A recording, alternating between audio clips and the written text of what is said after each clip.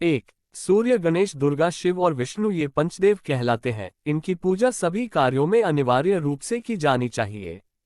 प्रतिदिन पूजन करते समय इन पंचदेव का ध्यान करना चाहिए। इससे लक्ष्मी कृपा और समृद्धि प्राप्त होती है। 2, शिव जी, गणेश जी और भैरव जी को तुलसी नहीं चढ़ानी चाहिए। 3, माँ दुर्गा को दूर्वा, एक प्रकार की घास, नहीं चढ़ानी चाहिए। ये गणेश जी को विशेष रूप से अर्पित की जाती है। 4, सूर्य देव को शंख के जल से अर्घ्य नहीं देना चाहिए। 5, तुलसी का पत्ता बिना स्नान किए नहीं तोड़ना चाहिए। शास्त्रों के अनुसार यदि कोई व्यक्ति बिना नहाए ही तुलसी के पत्तों को तोड़ता है तो पूजन में ऐसे पत्ते भगवान द्वारा स्वीकार नहीं किए जाते हैं। 6, शास्त्रों के अनुसार देवी देवताओं का पूजन दिन में 5 बार करना चाहिए। सुबह 5 से 6 बजे तक ब्रह्म मुहूर्त में पूजन और आरती होनी चाहिए। इसके बाद प्रातः 9 से 10 बजे तक दूसरी बार का पूजन। दोपहर में तीसरी बार पूजन करना चाहिए। इस पूजन के बाद भगवान को शयन करवाना चाहिए। शाम के समय 4-5 बजे पुनः पूजन और आरती। रात को 8-9 बजे शयन आरती करनी चाहिए। जिन घरों में नियमित रूप से 5 बार पूजन किया जाता है वहां सभी देवी देवताओं का वास होता है और ऐसे घरों में धन धान्य की कोई कमी नहीं होती है। 7, प्लास्टिक की बोतल में या किसी अपवित्र धातु के बर्तन में गंगाजल नहीं रखना चाहिए। अपवित्र धातु जैसे एल्यूमिनियम और लोहे से बने बर्तन, गंगाजल, तांबे के बर्तन में रखना शुभ रहता है। 8, स्त्रियों को और अपवित्र अवस्था में पुरुषों को शंख नहीं बजाना चाहिए। यह इस नियम का पालन नहीं किया जाता है तो जहां शंख बजाया जाता है वहां से देवी लक्ष्मी चली जाती हैं। 9, मंदिर और देवी देवताओं की मूर्ति के सामने कभी भी पीठ दिखाकर नहीं बैठना चाहिए। 10, केतकी का फूल शिवलिंग पर अर्पित नहीं करना चाहिए। 11, किसी भी पूजा में मनोकामना की सफलता के लिए दक्षिणा अवश्य चढ़ानी चाहिए। दक्षिणा अर्पित करते समय अपने दोषों को छोड़ने का संकल्प लेना चाहिए। दोषों को जल्दी से जल्दी छोड़ने पर मनोकामनाएं अवश्य पूर्ण होंगी। 12, दूर्वा, एक प्रकार की घास, रविवार को नहीं तोड़नी चाहिए। 13, मां लक्ष्मी को विशेष रूप से कमल का फूल अर्पित किया जाता है।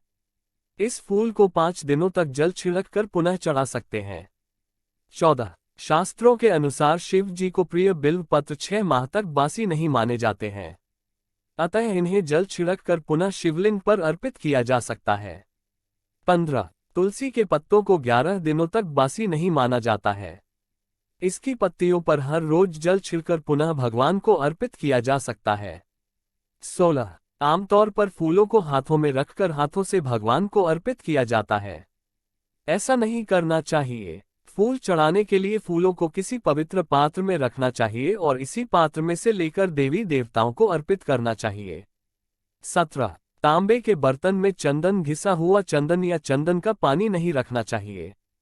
18, हमेशा इस बात का ध्यान रखें कि कभी भी दीपक से दीपक नहीं जलाना चाहिए। शास्त्रों के अनुसार जो व्यक्ति दीपक से दीपक जलते हैं वे रोगी होते हैं।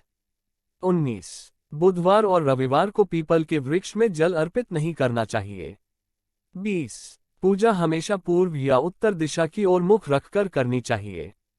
यदि संभव हो सके तो सुबह 6 से 8 बजे के बीच में पूजा अवश्य करें। 21, पूजा करते समय आसन के लिए ध्यान रखें कि बैठने का आसन ऊनी होगा तो श्रेष्ठ रहेगा। 22, घर के मंदिर में सुबह एवं शाम को दीपक अवश्य जलाएं, एक दीपक घी का और एक दीपक तेल का जलाना चाहिए। 23, पूजन कर्म और आरती पूर्ण होने के बाद उसी स्थान पर खड़े होकर 3 परिक्रमाएं अवश्य करनी चाहिए। 24, रविवार, एकादशी, द्वादशी, संक्रांति तथा संध्या काल में तुलसी के पत्ते नहीं तोड़ना चाहिए। 25, भगवान की आरती करते समय ध्यान रखें ये बातें, भगवान के चरणों की 4 बार आरती करें, नाभि की 2 बार और मुख की 1 या 3 बार आरती करें। इस प्रकार भगवान के समस्त अंगों की कम से कम 7 बार आरती करनी चाहिए।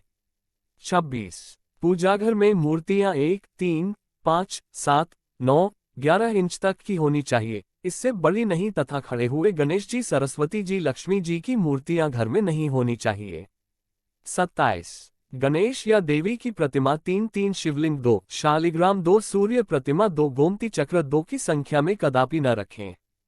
28, अपने मंदिर में सिर्फ प्रतिष्ठित मूर्ति ही रखें, उपहार कांच, लकड़ी एवं फाइबर की मूर्तियां न रखें एवं खंडित जलीकटी फोटो और टूटा कांच तुरंत हटा दें। शास्त्रों के अनुसार खंडित मूर्तियों की पूजा वर्जित की गई है। जो भी मूर्ति खंडित हो जाती है उसे पूजा के स्थल से हटा देना चाहिए और किसी पवित्र बहती नदी में प्रवाहित कर देना चाहिए। खंडित मूर्तियों की पूजा अशुभ मानी गई है। इस संबंध में यह बात ध्यान रखने योग्य है कि सिर्फ शिवलिंग कभी भी किसी भी अवस्था में खंडित नहीं माना जाता है। 29। मंदिर के ऊपर भगवान के वस्त्र, पुस्तकें एवं आभूषण आदि भी न रखें। मंदिर में पर्दा अति आवश्यक है। अपने पूज्य माता पिता तथा पितरों का फोटो मंदिर में कदापि न रखें, उन्हें घर के नैऋत्य कोण में स्थापित करें। 30। विष्णु की 4, गणेश की 3, सूर्य की 7, दुर्गा की 1 एवं शिव की आधी परिक्रमा कर सकते हैं।